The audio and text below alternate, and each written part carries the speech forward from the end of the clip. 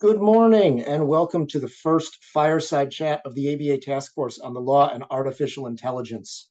We are so grateful for you to join us as you filter in this morning.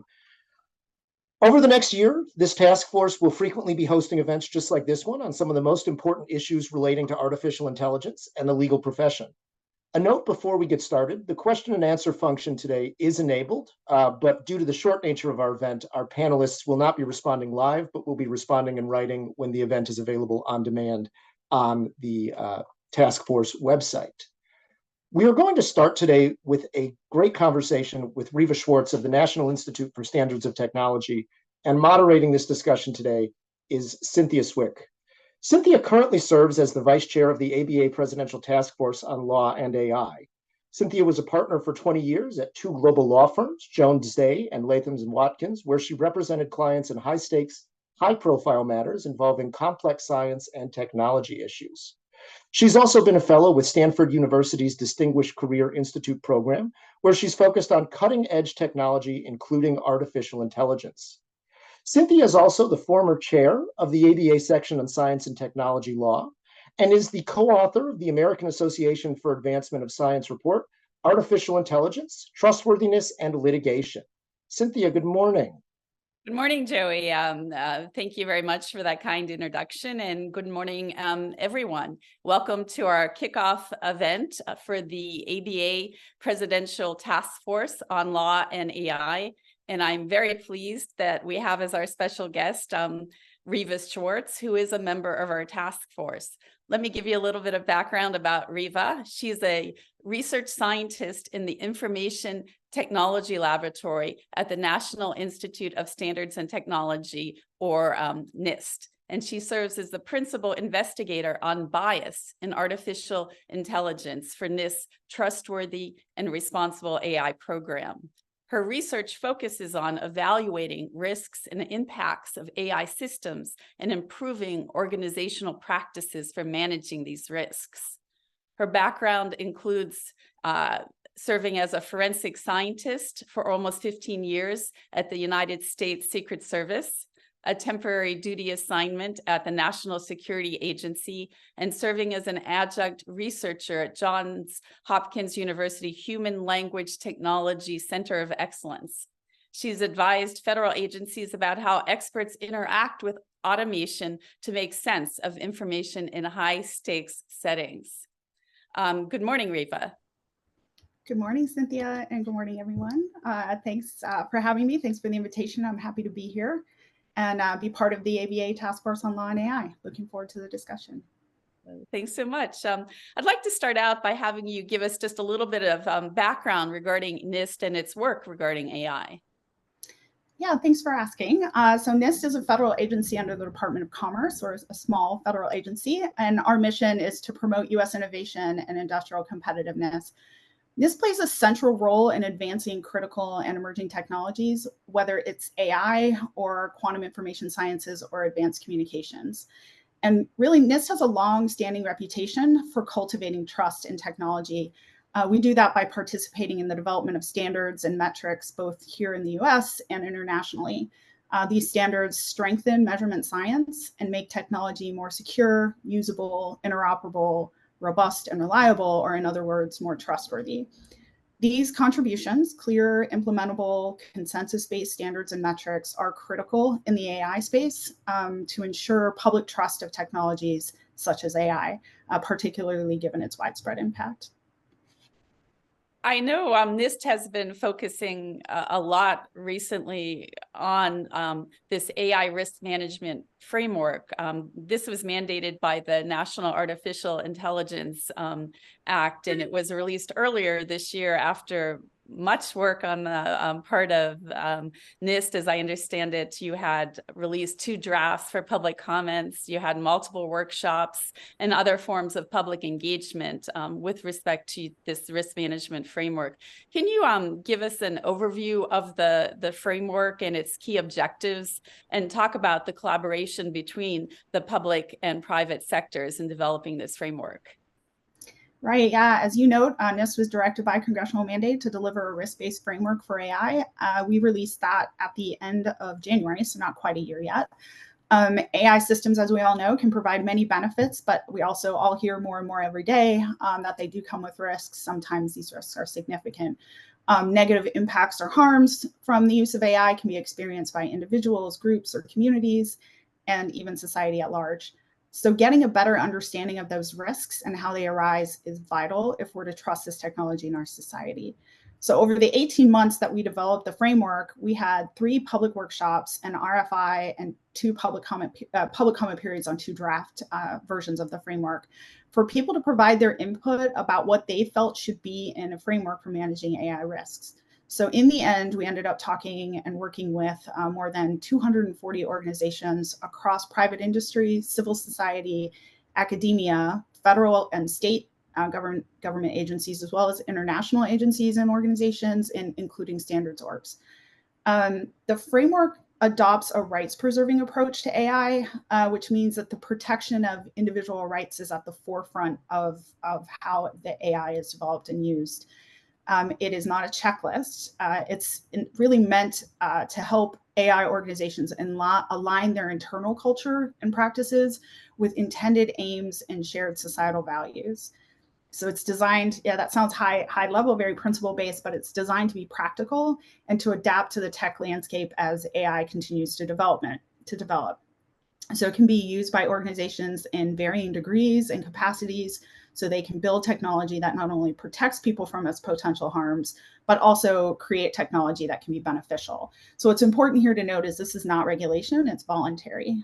So organizations can use as little or as much of the framework as they want.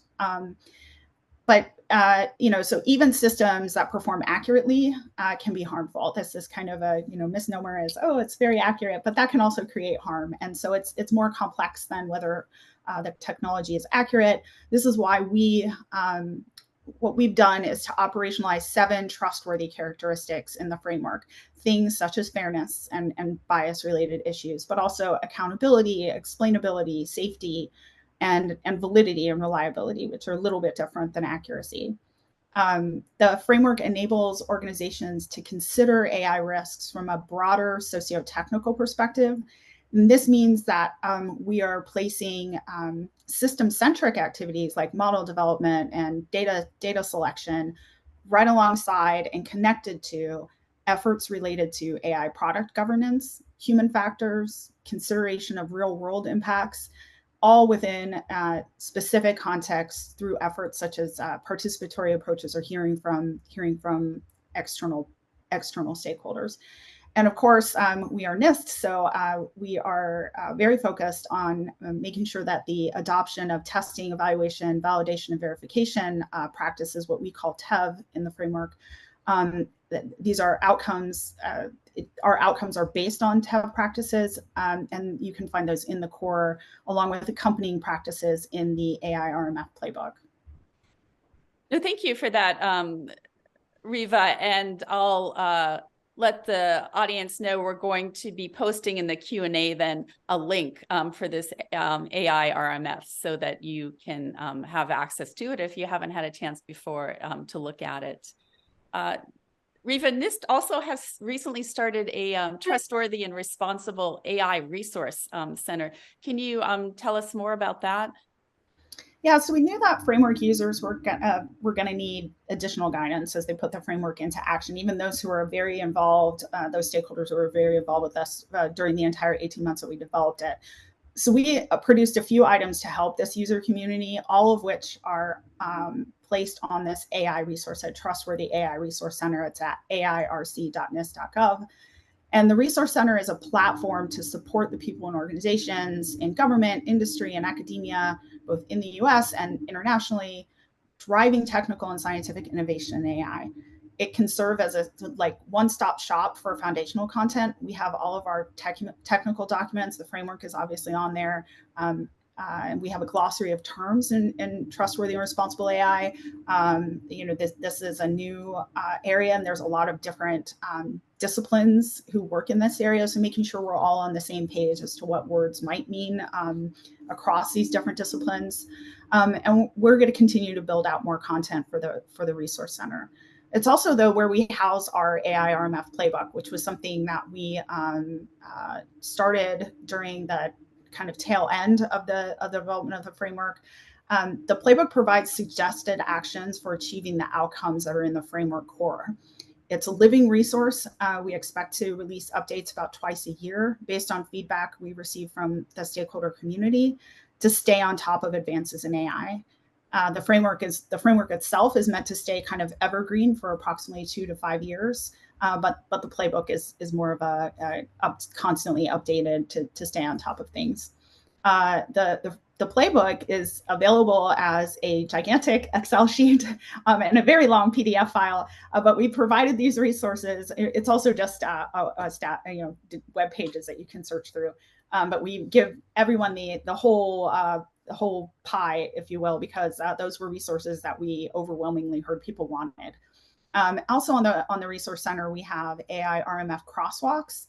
These are mappings between the framework and other guidance, such as the EU AI Act, the AI Bill of Rights, and other standards such as ISO 42001 to help potential users and others understand how the framework fits into those larger AI risk management schema.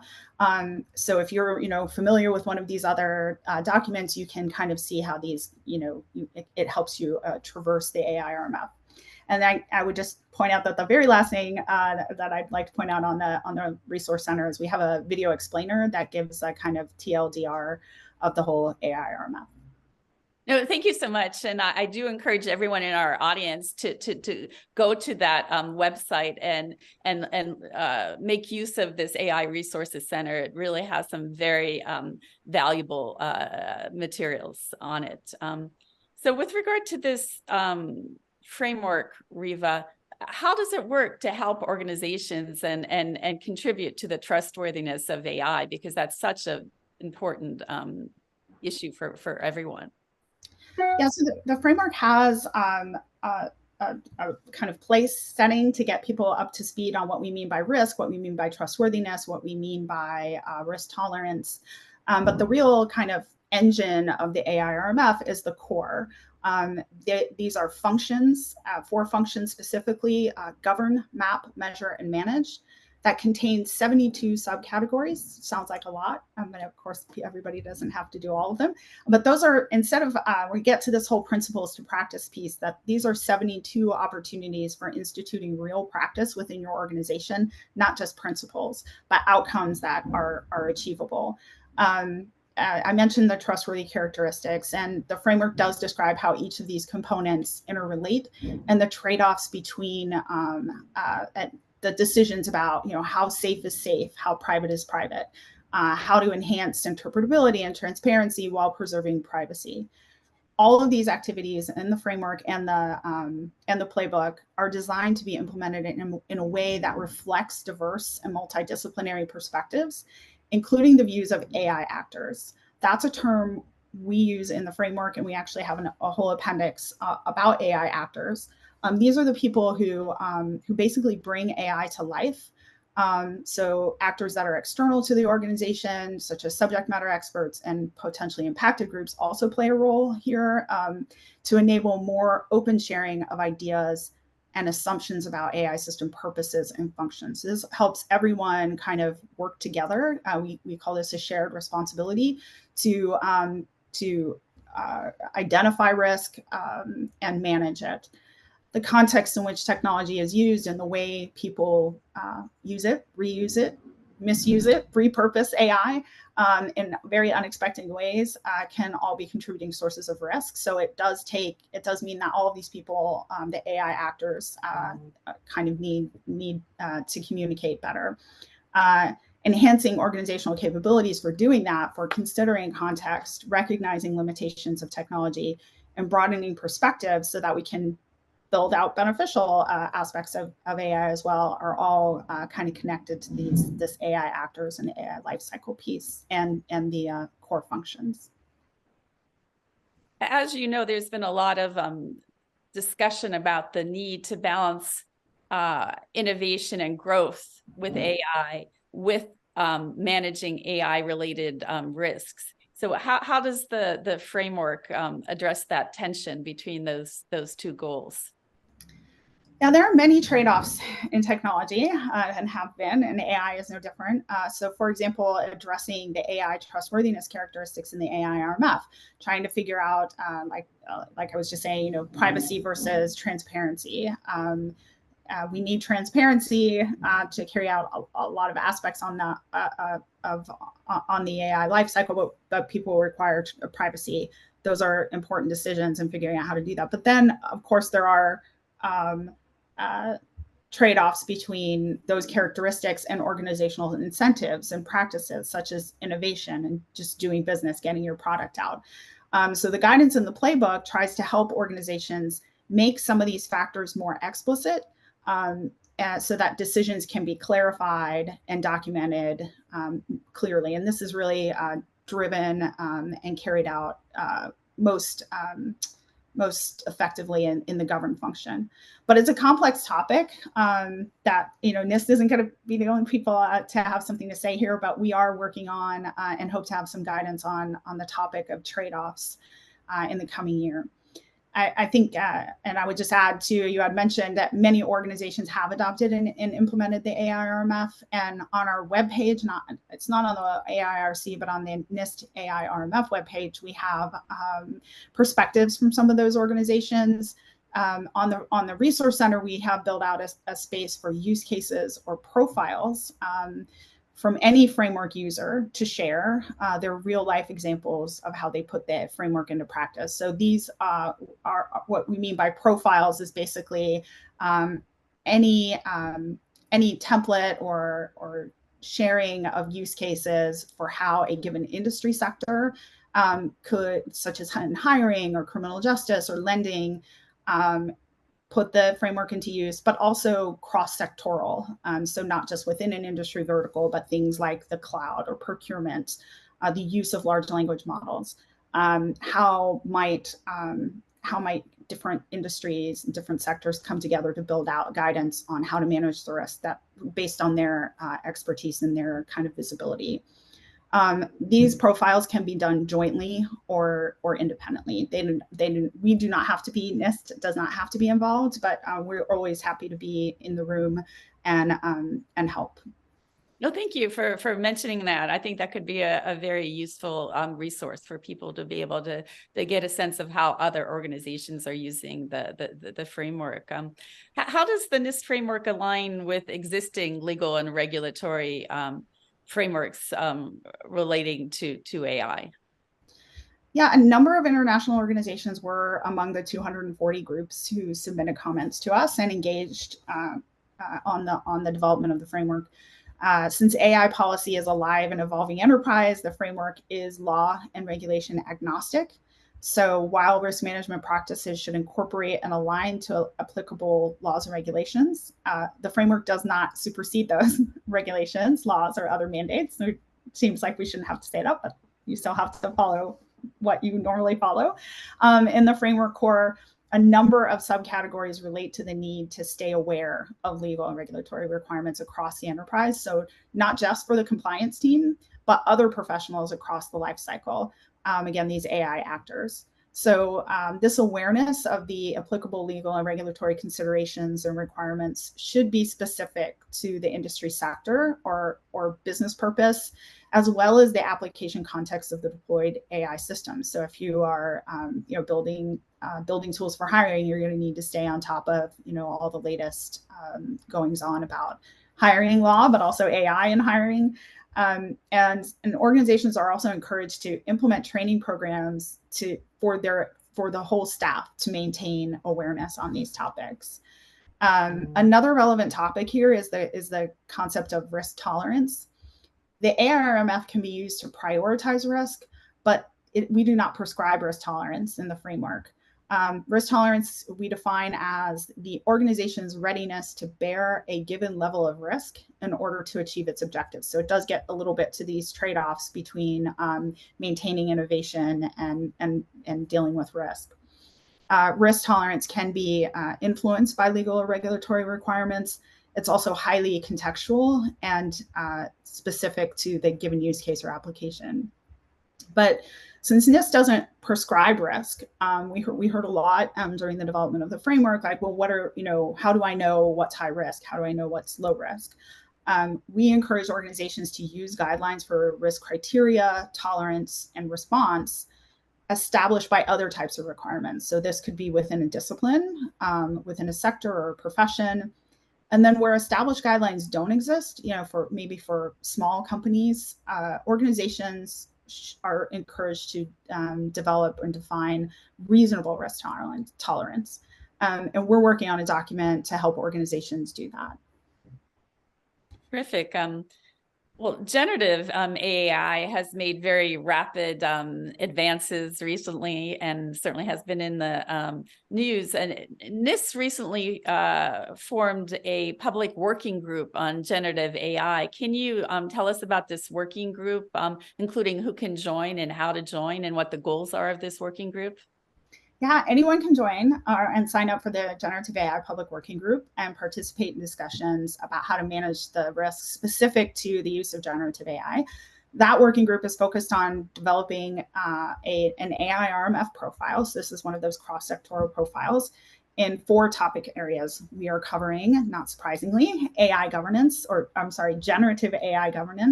and how those risks and how we might govern GAI differently than AI. Pre-deployment testing, or how should generative AI be tested before those products are released. This kind of testing includes red teaming. Content provenance, which addresses how to help users identify whether the content they're consuming is generated or not.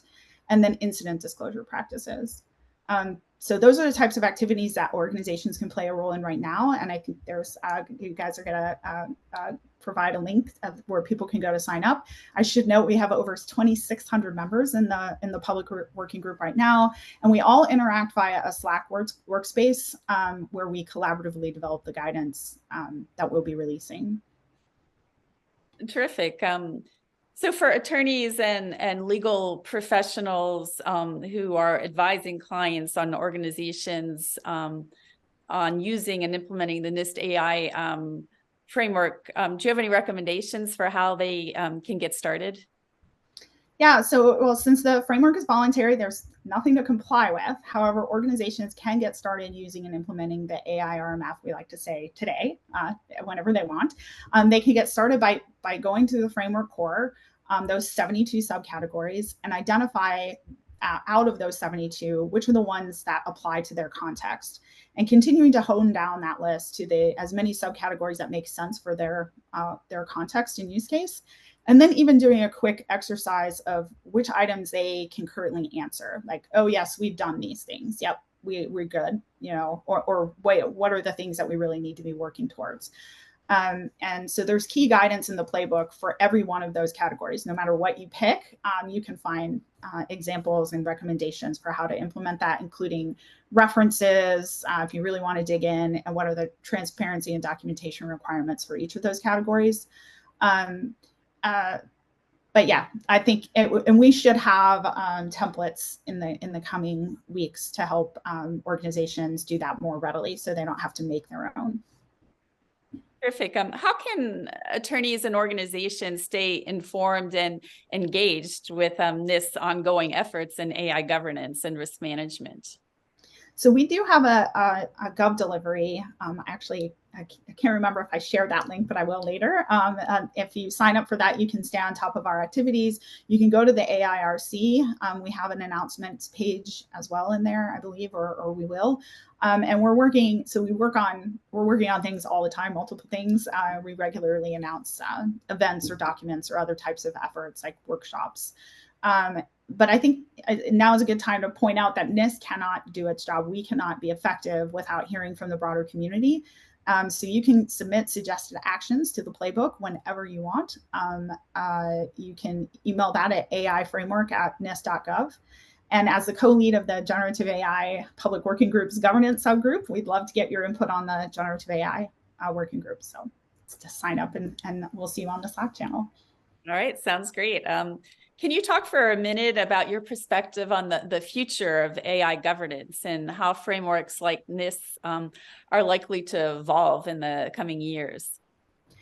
Yeah, I mean, I think a lot of things get captured under the umbrella of AI governance, and I'd imagine that's only going to grow in status, especially with the current rapid pace of advancement and the rise of generative AI. Organizations can often be caught kind of playing catch up, figuring out how to make sure that their products are not going to cause negative impacts or harms to individuals and groups, but also to the enterprise itself. So it is AI governance that can provide organizations the stability to reduce this kind of reactive stance to ever frequent technology launches. We like to say that the core functions in the framework start with governance and end with governance. Frontline practitioners in an organization, whether that organization is a tech organization or not, can all be following responsible practices that are available. They're staying on top of the latest things, but without strong governance and organizational buy-in, those approaches cannot stick. So what does that look like in the future? I like to say that the future of AI is interdisciplinary. I think we're moving to a place where incredibly complex tools like generative AI can be used by anyone in the organization, as long as there's policies that they can be used in the organization. So we have to get better as a society and in organizations specifically at understanding how these different AI actors can more effectively interact and communicate about the risks that they experience so that we can cohesively manage them. And I think it's really important to understand that building AI is not necessarily the same. It's very, very often not the same skill set as understanding what the risks are, and vice versa. Like people who might be able to point out what the risks are not necessarily the same people who should build AI. So even just on the life cycle, we have those kind of communicative challenges. Or, an AI developer producing a generative AI model can have a different level of visibility about the risks associated with that model than the actor who's deploying it. And then we have the general public users or other types of users who engage with these systems under massively different expectations and perspectives, including sometimes expectations that there's no risk at all to any of these technologies. So governing in that kind of environment is going to require the kinds of mechanisms that we put out in the framework to help organizations maintain a level of awareness about their AI inventory and their risk posture. So basically, everything in the framework can fall under the topic of governance. And while we have those 4 functions, we have some key themes as well. So the role of interdisciplinarity and participatory approaches to help inform potential risks and limitations of AI technology. But here at NIST, we live and breathe measurement science, and we're working to create approaches to measure the risks and benefits of AI so that orgs can better determine where they might best apply their resources for their given context, and to be sure they're releasing technology that does not cause harm. Sometimes, thank you so much, Reva. Unfortunately, it looks like our half an hour has just flown by, and we really appreciate you taking the time to be our guest for this kickoff event for the ABA Presidential Task Force on the law and AI. And NIST is doing such critical work to promote trustworthy and responsible AI. And we so much appreciate your participating in this program to fill us in on the latest developments. I also want to thank and acknowledge the outstanding leadership of the ABA AI Task Force, including ABA President Mary Smith and our Task Force Chair, Lucy Thompson. Joey, I'll turn it over to you. Sure. Well, thank you all so much for joining us today for this kickoff event for the AI Task Force. Just a reminder that the opinions of our guests and panelists do not necessarily reflect those of the ABA or NIST and were not approved by the House of Delegates. We're so grateful for all of you joining us today. We will have 2 upcoming events, one on November 15th, which will feature Ted Claypool and Bill Garcia, and one on November 17th, which will be another chat that Cynthia will host with Daza Greenwood. We look forward so much to seeing you then, and thank you to both of our panelists and to our amazing audience. Thank you and have a wonderful day. Thank you.